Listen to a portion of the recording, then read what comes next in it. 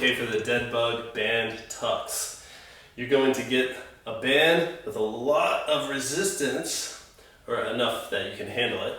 Push it forward as you're on the ground so your hands are directly over your shoulders. So you're here, you start with your knees tucked in.